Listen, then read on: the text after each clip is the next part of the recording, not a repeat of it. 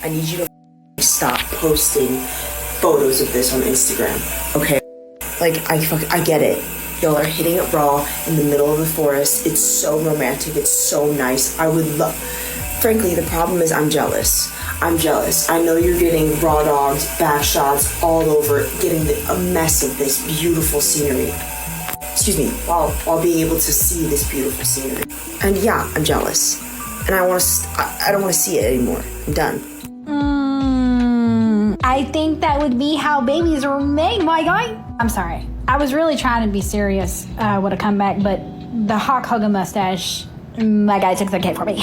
Nobody over here needs a lesson on success, okay? Maybe sounds like we're talking to a man that can't find the hole. Super hilarious to me, the type of males that get in my comments. It truly is, because it's like, bitch, it would only take one hi in your inbox. Also funny to me because all the men in my comments, you can tell who don't get no play. Talking about when they hit it wrong. I wouldn't let you hit with a hot dog, straight off the grill. Peter Griffin, sit the fucking down. Swear in the face, swear in the face, this fucking world better prepare to get late.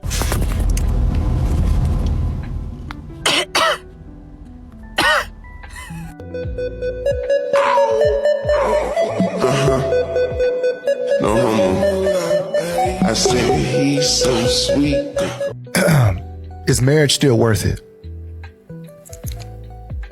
Is marriage still worth it? You know, this is something people are debating about right now. Like, is marriage still worth it? Like, is it worth to still get married? Yeah. You know, because a lot of people right now are choosing not to get married.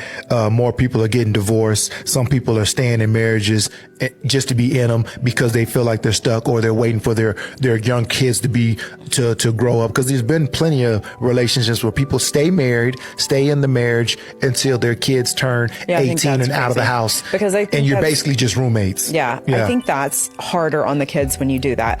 If you already know y'all are going to get divorced, I think you should do it when if it's the kids are young, you need to do it then. Like that playing like everything's cool and we're a family and then waiting till they're 18. I think that's shattered. I have friends, and my mom is one of them too, that's how they were older, and it like shatters them the older they are. That because that's all they've ever known is their parents together. And so to me, you would do better just co-parenting separate. If you know that that's the end, if that's what y'all are going to do regardless. It's really weird how some of y'all ladies come out and tell men all about themselves. I mean, you read them left and right. They're not tall enough, don't make enough, they'll never be enough. Basically, they don't qualify to approach you. That's how you feel, and that's what you say. And then when these men are out here and they're doing the same thing, returning that same energy, like you're mean, they're going to be mean back. Why should they coddle your feelings? If you're going to give it, then you should be able to take it. That type of energy, you suddenly feel like they're the worst human being that walked the face of the earth. Well, why is that? Because it came for you? Doesn't feel nice when you're getting it. So why would you give it? It's this toxic cycle, and y'all really need to learn how to break it, because I'm telling you, there's always someone bigger and badder, and you don't want the smoke from that. So it doesn't take anything to be kind. Someone approaches you that you're not interested in, that's okay. You have the right to not be interested in that person, but you don't need to go out of your way to hurt people's feelings. And guess what? Newsflash, men, they have feelings too. You don't need as much time as you take to find out that someone isn't a match. You just keep avoiding the moments that will get you to that conclusion faster. So those moments when you feel the questions creeping in, the ones that you feel like it's too early or too soon to ask. You don't speak up when something doesn't sit right with you. You're not asking the clean questions that will help you decide faster.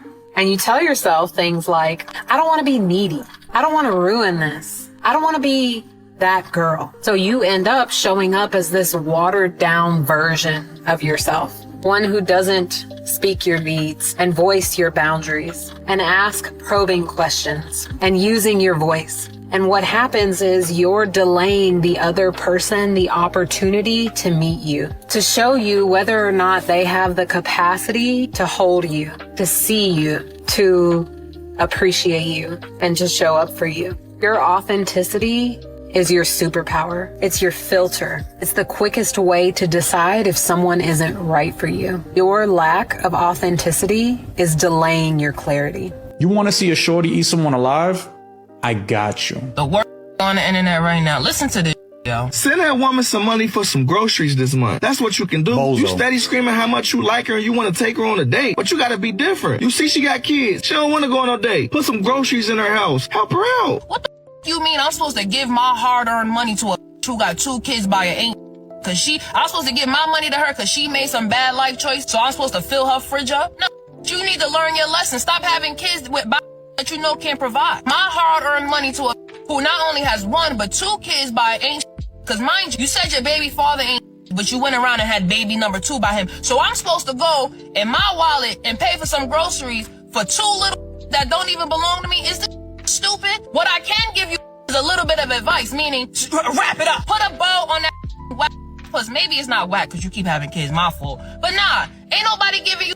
Stop getting up here thinking that it's supposed to reward you for doing bad. That's like my mother still throwing me a sweet 16 after I get pregnant as a teenager. Are you stupid? Stop listening to this. Y'all just be in his comments, slurping his. Mind you, that probably a get with y'all and not give y'all a dime. Goodbye. I don't even say less. And modern women, they don't realize it, but they've gotten to the point to where they're insufferable. Nobody wants to be around them, except of course their own kind.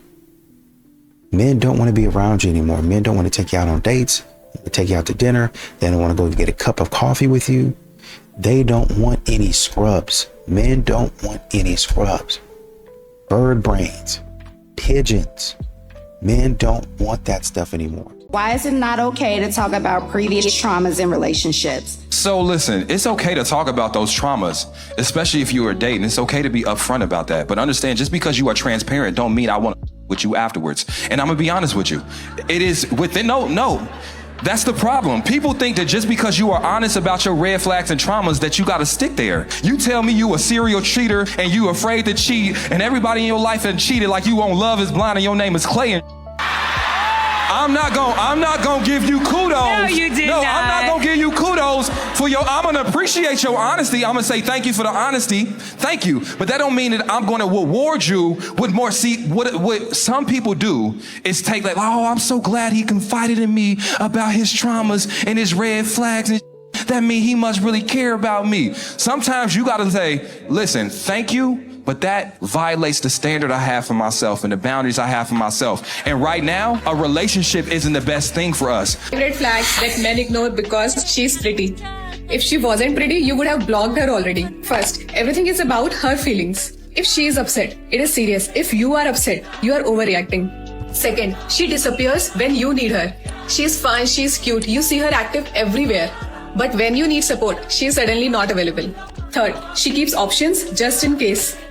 Old flings, too many best friends, random late night texts to strangers. Still, she expects you to trust while she's keeping backups. Fourth, she never takes accountability. Every fight ends with, "That's how I am. You misunderstood. You are too sensitive."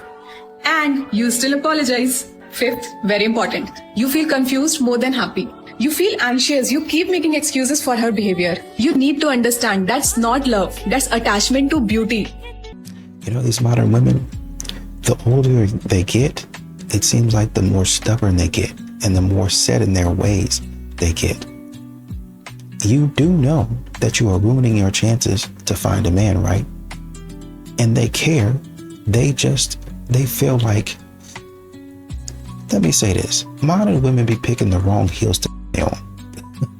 They be picking the wrong things to stake their claim, to plant their flag. And that's why they be single. They do a lot of dumb stuff. They say a lot of stupid stuff at the wrong time. The very definition of not reading the room. And a man hears this and he's like, ooh, no, we're not going to be doing that. Absolutely not. They be on TikTok talking reckless and then wonder why no men come up to them. Because I saw you talking reckless on TikTok. Now, it'd be one thing if you were talking reckless about something that actually mattered. But you're talking reckless about stupidity. And I know for sure at some point in time, that's going to affect me. It's going to be a problem for me. Absolutely not. Everybody want to be a baddie. Everybody want to be the baddest, be in competition with each other. I personally wish I could not be perceived at all. I wish that people didn't have the ability to perceive me. Good, bad, don't perceive me at all. I don't want to know what you think because I don't care. I don't care if you think I'm unattractive, attractive. It don't move me either way. You know why it don't move me? Because y'all be liars. And you never know truly what y'all insults or compliments are based in. You got men who will lie and tell women that they attractive and that they beautiful and gorgeous simply just so they can get some draws. You got men that will go and look at a woman that he know is absolutely gorgeous and he will tell her that she's mid or that she's not that attractive simply because of his ego, simply because of him feeling like she would reject him, because him not feeling like he would be good enough to get a woman like her. So he got to make her feel like she's not as attractive as she actually is. You got women who want to feel superior, so they go around and they give out compliments to less attractive women to make themselves feel better. But then in the same breath, they'll go to women who do actually look good and either they won't compliment that woman at all or they'll downplay how attractive she actually is because they jealous of her or simply because they don't like her. There's a lot of women that will lie about a woman's attractiveness simply because they don't like that woman. So when you have to factor in all of these different things as to why a person would say somebody is or is not attractive, why would you value these people's opinions when they all be lying? Right? They be lying and saying you look good. They be lying and saying you ugly. They gonna lie. They are liars. So I would just prefer not to be perceived at all. My gym workout was very good this morning. The gym really just helps me clear my mind. I love going to the gym in the morning. It's just something about it that really just gets my day going. But I'm about to have my post-workout shake, which is my little Flav City chocolate peanut butter, and I'm about to throw a banana in it because that's my go-to. I'm also about to get a little bit more serious with my fitness journey. Like, I do good, but I could do better.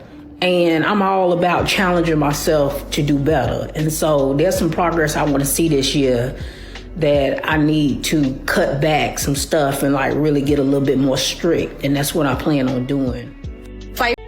All right, fellas, it has come to my understanding that some of you don't have anybody looking out for you, so it's going to be me.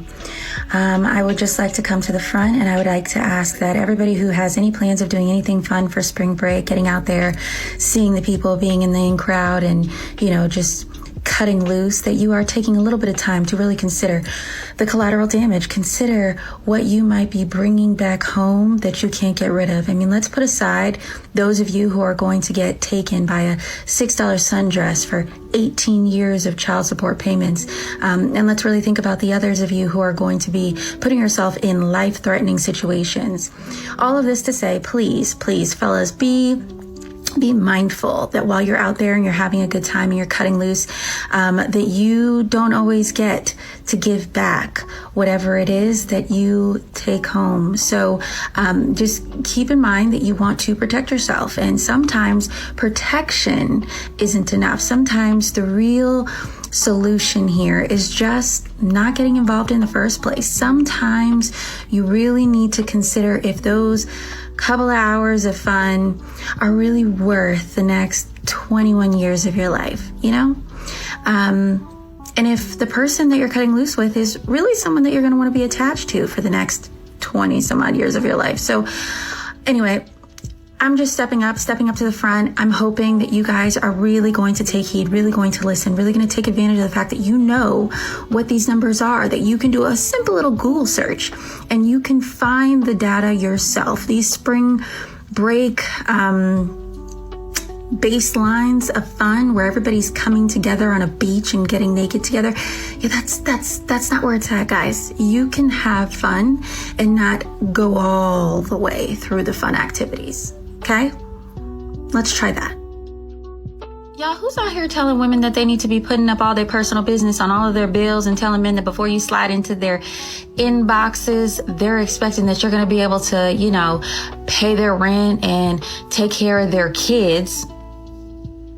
And the list of what their children need and you're supposed to pay for that. I'm like, when did dating become a GoFundMe 2.0? Like, I'm really curious, because is anybody actually doing this?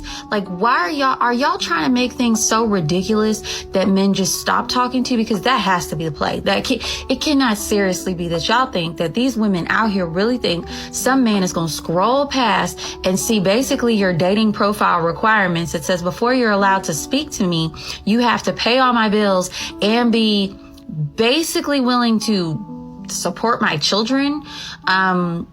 And this is all just so that, like, I don't know, respond to your DM. Like, are some of y'all guys actually doing that? I'm curious, because there are too many women out here who are posting things like that.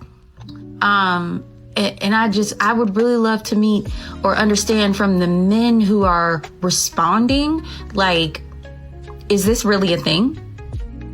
Is Miami racist? Yes. If you're black and you're coming to Miami, this is not a city for black women.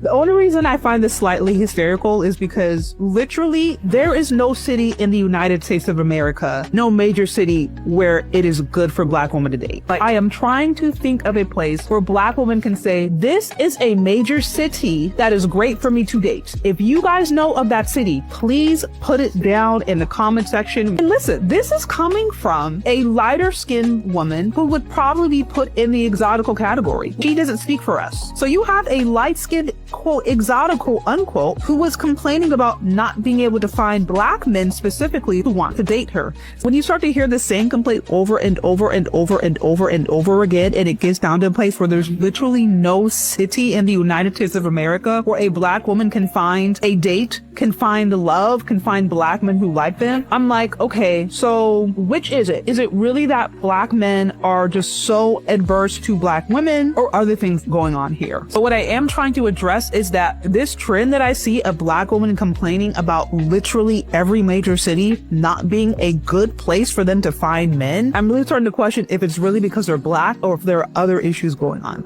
Most of my friends that live in Miami date people from out of town that come here briefly, and they're like, oh wow, and they meet, and then they end up being in some long distance situation, because unfortunately most of the men in Miami want Hispanic women, which is fine, to each his own. I'm just telling you, as a black woman, this is not your city. If you've had this experience, if you also agree that specifically black men in Miami don't want black women, they primarily want Latinas, white appearing Latinas, let me know down in the comment section, because that would be a good place for a black man to go if that's what he's seeking out. I'm like, where can black women, what city can black women go to where there are black men who like black features, black hair, black skin? Where are they? That's what I am curious about. Is it that black men are just so completely anti-black female, or is there something else going on? Women must destroy feminism once and for all. Feminism convinced women that if they're successful, dominant, and independent, they are going to gain more value. No wonder so many high-achieving women feel that the more successful and intelligent I am, the harder it is to find a good man. I'm sorry, but no, that's wrong. It's not harder to meet good men. It's that most of you keep believing that the most valuable thing about you is your intelligence, your dominance, and your independence. But that's not the case. Strong men, the ones who want to provide for you and bring you peace and love and give all of them to you, they don't find any of those qualities attractive at all. No, they do not envy you. No, they're not insecure. They just don't want to be with somebody who carries the same masculine energy and traits that they already have. When you lead with masculine traits, you do not attract strong men. You attract a different kind of man. You attract a man that wants a second mom, a man who wants to be led, a man who is passive and calls it, I just go with the flow, a man who wants to live within your frame. Avoid those men and fast because they are broken. Good men, on the other hand, the real ones, they already have intellect, independence, structure, and empires that they have built. And what are they looking for? Someone to pour into, someone to protect and cherish, not a competitor to battle over who's smarter or who's more dominant. If a man wants to give his all to his woman, it's not to prove that he's better than her. It's because he wants to lead her into something beautiful. Feminism sold you the biggest lie. Be more like a man to win. But the truth is, My ladies, masculine men crave and desire feminine energy, which is graceful, receptive, warm, and soft. They don't crave another boss in the bedroom or the house. So drop the nonsense, embrace what actually draws in masculine men, because the right man doesn't want to fight you for the throne. He wants to build one with you by his side, not against him. So ask yourself, are you chasing value through dominance, or are you ready to attract a real man through your femininity? Modern women in this society today have really made it difficult for men to enjoy dating, to really, really like dating. And when I say enjoy it, I mean, oh yeah, man, I don't mind paying. Why? Why would you not? Why would you not mind paying for stuff or doing for this woman? Man, she give me so much that it's the least that I can do. So when y'all are asking for that 90s type of love, that 90s R&B love, where men used to beg and yearn, start doing stuff for men. Start making men, start doing things that would influence a man to appreciate you more. There's not a lot that's going on today that would make a man appreciate a modern woman, to be honest. Nothing. Men are addicted to being victims. They don't want to fix it. They don't want to heal, because the reality of it is, in their everyday lives, without being a victim, they are invisible. Clear indication that a woman is trapped in this victim cycle and that she does not want to get out of being a victim. She wants to remain a perpetual victim, which eventually she turns into the very monster that made her a victim, is when you try to get to the source or the root of the problem, they always deflect every single time.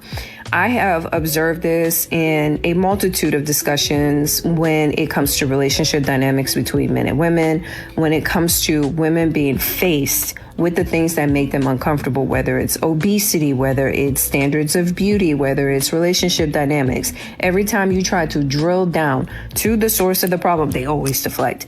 Because when you force them to come face to face with the source of why they are in this perpetual state of victimhood, it makes them look very stupid. It makes them look extremely psychotic and crazy, like, oh, so this is manufactured trauma. You are reliving this trauma over and over again instead of seeking the necessary help from a licensed professional to unpack that trauma and to address that trauma and to heal from that trauma. A lot of these women who claim that they're healing from trauma, that's not healing, it's isolation. And then when they come out of that isolation and they find themselves interacting with someone who either triggered that trauma, perpetuated that trauma, or caused the initial trauma, then they relive the cycle over and over again. Jillian Michaels definitely made me think about that, because every time she tries to get to the source of the problem, they deflect. Every time she says, okay, what is it that is going to make you happy? Let's get deeper. They deflect. And so this is why I say stay away from women who make being a victim an entire identity and personality, because they don't want to heal. They don't want to fix what it is that put them in this perpetual state of misery and unhappiness. They want to stay there because they're addicted to it. Eventually, that victim becomes the very monster that made them a victim, because hurt people always hurt people. Problems don't come from nowhere. If you get married, like I remember this girl, my husband and I are very close to her. She's a daughter to us. And she started having problems from day one. The day of the nikah, when I came back from South Africa. From the airport, I went straight to the reception venue. And when she saw me, she ran into my arms and was hugging me, and she started crying. And it wasn't a normal cry. It was very strange. About a year later, when she reached out to me, her husband had beaten the crap out of her for 3 hours straight. She ran home. He stopped because he got tired. He got tired. That's the only reason he let go. Beating her, yeah. And then she ran home to her mother, and her mother literally told her, what are you thinking that, ke baturiache, which is that you are living enlightened and more sophisticated, or, living marriage like they do overseas kind of thing. And do you think you are Mariam Lemu? She literally used that word to her. The irony is both parents know us very well. We're family friends. Yes, we're family friends. And she said, so you think you are like Mariam Lemu? And she sent her back to this man. Now, when she said the reason why she cried was because on the day of the nikah, he told her when he came to see her right after leaving the masjid that don't think my life is going to change now that we're married. I have girlfriends and my relationship will continue. That was the day of the nikah. So she now was sharing how her problem began from day one. But when we started digging, because Saeed and I got involved. The father wanted us to get involved. Yes. So what happened was she said, yes, she actually saw the warning signs beforehand. And we're like, why did you ignore it? She said, when I said to my mom that I'm not comfortable with this and that about him, she said, no man is perfect. Even I am just managing your father. And that's marriage. So when you get married and there are red flags that were shown to you and you choose to still go forward. To ignore it for whatever. Either you ignore it or you have been pushed to a corner where you can't, whatever it is. As I say, problems don't start from nowhere in marriage. If your marriage isn't going well, go back to the premarital stage. Did you ignore red flags? Were you two in love and you thought, oh, I will fix them afterwards? Do they have trauma that they're bringing to the table? Have shared values. Do you share value? Do you have a vision for your relationship? Are you on the same page when it comes to your level of iman and taqwa? Like there are certain things that need to be in place before the marriage. And are you ready for marriage? Are you ready for the good, the bad, and the ugly of marriage? Are you ready to be loyal, faithful to the institution of marriage, to each other? Like, there are so many things. So marriage isn't luck. Beautiful view. It is. I've been thinking, Cole. About? Us. My 20s were chaotic. I dated the wrong guys. Bad boys who didn't care. But you were always the good guy. I'm finally ready to settle down, Cole. I'm ready for you. You're not ready for me. You're just tired. Excuse me? Your options are shrinking. You're not choosing me. You're asking for asylum. That is incredibly insulting. It's just the truth. I spent my 20s finding myself. I grew up. You aged. There's a difference. Why are you punishing me for my past? I thought you were secure. I am. That's why I can do the math. Math? This is love. You gave your best, stress-free years to guys who treated you like a free trial. Now you come to me with trauma and a ticking clock. I saved the best version of myself for marriage. You saved the most expensive version. You want a premium price for a depreciating asset. I am not an asset. You can polish the paint, Lisa, but I can still see the 200K mileage. I'm not a recycling center. You arrogant jerk. I don't need you. You up? Wait, don't look at that. I don't care about it. He just texted me out of nowhere. Because he knows you still answer. You still want his heartbeat, but you need my wallet. You're looking for a sponsor to fund your mistakes. Cole, please. My lease is up next month. I have nowhere else to go. Not my problem. History. You used to like me. I liked the idea of you. 5 years ago. A real man would protect me.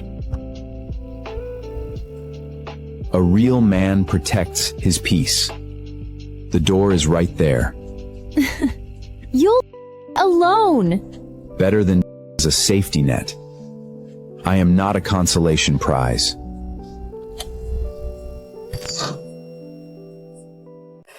So the love of my life is with his child's mother, and the reason being is because she threatened to take away his child if they were not together. He wants me to wait for him until he figure out what he's going to do. But, you know... Hell no. What the fuck? Wait, were you done? Wait. That boy good. that boy good. So let's let her finish her question. Let's let her finish her question. What's the rest of the question? So he wants me to wait for him until he figure out what he wants to do in regards to figuring out his situation with his child's mother. He's a good dude, and I really love him a lot. But I think it's selfish of him for him to ask me to wait for him. Hold on 1 second. Hold on 1 second. Everybody listen to your left and right say shh. All right, now finish the rest of the question. So he wants me to wait for him until he figure out what he wants to do. But in my mind, I think that's selfish of him to ask me to do that. So should I wait for him or should I just move on from him? Wait. Oh, go ahead. I got a question first. Okay. What is it about him that's worth waiting on? He is a really good dude. He's a good dude, and I love him a lot. And one of the reasons I want to wait for him is because years ago, he basically was there for me when I needed someone to be there. Okay, I'm so glad you said that. You stuck years ago. Okay? You are stuck years ago. Whether he is a good character, he has a family that he has to tend to. That means he is not the love of your life. You think he's the love of your life because you are stuck in the good things that he did for you. Right now, what he is telling you is that is his priority. You never allow someone to deprioritize you by putting something else ahead of you. You can't be doing that to yourself because you have to really sit back and ask yourself, why am I waiting on you? All I heard you say is he's a good dude. What is he doing for you? How is he helping you grow? How is he advancing the quality of your life? Stop. I always tell people this, stop externalizing your work to people who should not be able to carry that. He does not have the ability to do so. I know you were nervous. Listen to what you just said. I want you to remove your emotions for a second. If I were just a random person and I had the same conversation with you and said, you know what? This man has a family. He has a woman who's involved, who's threatening to take his kid and everything else, but he's the love of my life and he's a good person. You in sound mind with those emotions off would have said, you are out of your mind. That's what you would have told me. So I need you to remove these emotions for a little bit. I need you to be a little more logical about the decision that you're about to make because you'll end up waiting 5, 10, 15, 20 years for the said love of your life. While he's over here advancing in his life, you will be waiting in sorrow, in distress, in despair, watching somebody else have the life that you want. Make it make sense, honey. True. Yeah. True. And I'll get it up. Man, I think we got to stop giving people the benefit of the doubt that we don't even give ourselves. I think you got to ask yourself sometimes when situations like this is presented, like if I was in that situation and I asked them to do the same thing, would they do that for me? And the reality of that is, we're going to give you a cheat sheet, skip ahead to what his answer would be. Hell no. I'm not waiting around. You understand? But a lot of times, like, they got some people who like get you in the like clench of their claws, like real close, get you invested, do all of these things for you. Just like you said last year, I'm getting by on tenure. I'm getting by on nostalgia. I'm getting by on the work that I used to put in. And that allows me to kind of slack off today or not give as much today or come up with an excuse because that's what it is. He's never leaving his family. I just want to put that on the table. He's going to keep you in that back pocket because it's convenient. And because in your mind, you feel like all this work he done did for me before, I'm going to give him benefit of the doubt. But the reality is he's keeping you there and using you as a safety net. And if you allow yourself to continue to be used as a safety net, that's all you'll ever be. All right. So I'm going to once again try to come from a different angle. I think two things can be true at the same time. There could be something genuine here, but you still need to leave him. Okay? Him wanting you to wait, if he's expecting you to continue to engage with him on a romantic level, no. because all that will do is make it easier for him to drag his feet, even if he is trying to do something about his situation. So I would say, instead, say to him, listen, you understand the position that he's in. It's too much for you to deal with emotionally, and it's going to consume you too much. He needs to go handle his business. You go handle yours. If he gets his stuff together and he wants to come back around and you are available to entertain it, cool. We can explore that at that time, but you can't actively wait for him to do what he's supposed to do, because then he'll never do it. So I just don't want to shut down the possibility, because I've seen, listen, man, life ain't that simple for a lot of people. I've seen a lot of people get caught up in situations they don't belong in. I'm gonna have to say it. I see a lot of people married to people they were never supposed to be married. So it's not out of the realm of possibility that there could be something real, but we have to be, as Kitty said, as Trill said, we got to be logical in the way that we approach this, and practical. And that means let him handle his business. You go focus on you, and we'll see what the future holds. Okay, it's me and you right now, okay? Because I'm seeing how you responding right now. What's happening there? You're yoked to something, and I don't know if this is, I don't know if he was your security. I don't know if this is abandonment. I don't know if this is loneliness or rejection, but you're yoked to something. So he basically saved me. So it was at a time where I was homeless and I was going through a lot, and he was that person who picked me up and got me back on my feet and just got me back to a place of normalcy. He was a vessel. He was a vessel. Okay? Some people are placed in our life and they're seasonal. And they are vessels. And we love them for being a vessel. We thank God for using them as a vessel. But some people are simply made to be temporary and seasonal to help you move on to the next stage of your life. So what I'm saying to you, because as I listen to you, there's a fantasy that you're still yoked to. And I need you to unyoke yourself from that. That's going to take a whole bunch of prayer to do so. But I need you to unyoke yourself from that, because if not, you're going to continue to carry that. So when God moves you to the next stage of your life, you're still going to be yoked to that. So when God wants to advance you somewhere, commission you out, you're still going to be yoked to that. So you may end up losing out on a blessing because you're still yoked to that fantasy. So I need the disillusionment to start to happen so you can remove yourself from that fantasy to be able to advance to what is called for you, baby. Okay, so whatever is happening there, I need you to take that to that closet, baby, and get rid of it. So you can go ahead and move on. But I understand that it's hurting you. You got some healing to do. That's going to be your root first.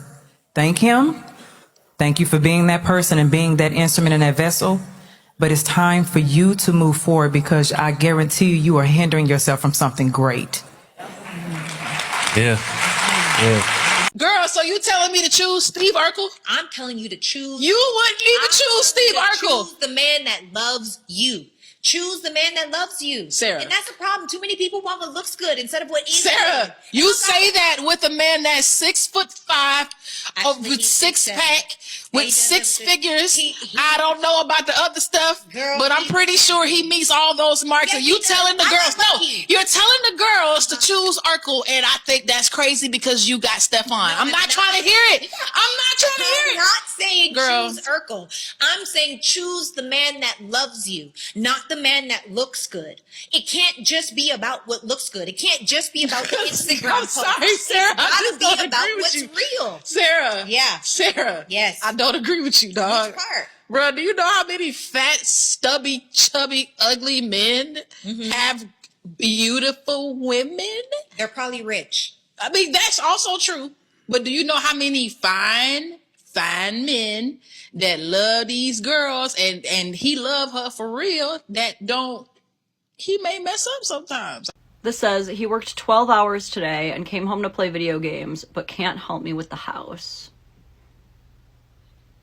First of all, he is helping you with the house because I'm pretty sure 12 hours of income helps with the house. Second, all I'm really reading here is that you had 12 hours to clean the house and didn't. Now, I'm not trying to say that this man shouldn't have to do any domestic labor whatsoever. Okay, that's not my point. My point is two things. One, if I just get off of a 12-hour workday, I myself am going to need some time to decompress. I do not want you immediately throwing me into more work. Let me sit down and gather my bearings, okay? And 2, you're partner shaming. You're partner shaming your husband. You came onto social media on the world's most public platforms to try to humiliate and shame this man for working 12 hours and wanting a break. So if you want to put him under such scrutiny, you better be ready to be placed under scrutiny yourself. Also, I appreciate charitable interpretations, but for anybody wondering, well, what if she also worked that day? No, she's a stay-at-home mom. I fact-checked. So knowing that, he did help with the house. He helped by being out of there for 12 hours. For 12 hours, you had someone not contributing any mess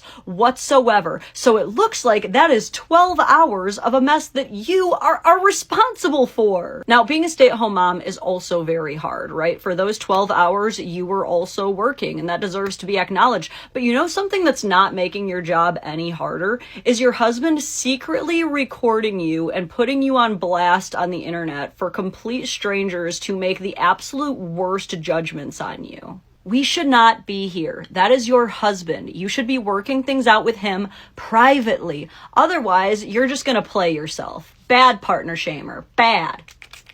I look a mess now, but I don't think I have to settle with a man that I don't find Okay, handsome. let's do it. What would you rate yourself on a scale from 1 to 10? Just your face. You cannot use 7. A 10. Oh, poor baby. Now let's try this again. So I'm You not are not the most beautiful woman in the world. Cosmopolitan ain't trying to get you to be on the cover. People ain't deemed you one of the most beautiful women in the world. So let's go. So what would you rate me? I asked you. Since you want to bring looks about men into it, I'm asking you. What would you rate yourself? And the first thing out of your mouth was a lie. A 10. You ain't nobody's 10. God damn. My face is not a 10. So All right. I think I'm definitely a 10. Cool. I bet you do. When was the last time you did any runway modeling or print modeling? I've never been involved in that. Why not? That's what 10s do. And a lot of you ladies just say this shit because I'm not it's like, you're not. You're not a 10. Women like yourself have all this attitude, thinking that you're way up here to where you're going to judge men and saying men are this or that. 51% of black men are single and childless, 64% in another class. It is harder for a black man to find a woman that's working with no children than it is for a black woman to find a black man that's working with no kids. Most of you come with somebody's kid attached to you. And then you got the nerve to walk around when you're unfit, overweight, out of shape, and looking average, cute, or whatever, thinking you're way up here judging men who have more to offer than you do, and have the nerve to talk about you're picky. Modern women are going to have to come to grips with them not being, with the way that they act a man's first choice. I was listening to a clip of a young lady. It was a young lady that, well, she's not young, but you know, she's relatively young, right? Young lady that made headlines, went viral when she first came on the scene because a matchmaker would not match her. She would not accept her as a client. And what, a couple of years later, 2 or 3 years later, she's still in the same position. I think she says something to the effect of, we're the men who ask us out and come up to us in public and things of that nature. I ran into a guy, or well, actually he came up to me and started talking to me, and I gave him my number, and I said to myself, and as I was about to say out loud while watching the clip, it's not gonna work out. If I know her track record, it's not gonna work out. And as soon as I said that, that's when the words are coming out of her mouth. You know, it didn't work out, but even still, exactly. And men know that. Men know there's a slim chance. Oh, well, just take the chance. No. If you have to, at some point in time, if you have to pay $500 for a slim chance, it's not worth it. It's free for you. It's free for you, but it's not for men. And that's why men are not taking the risks.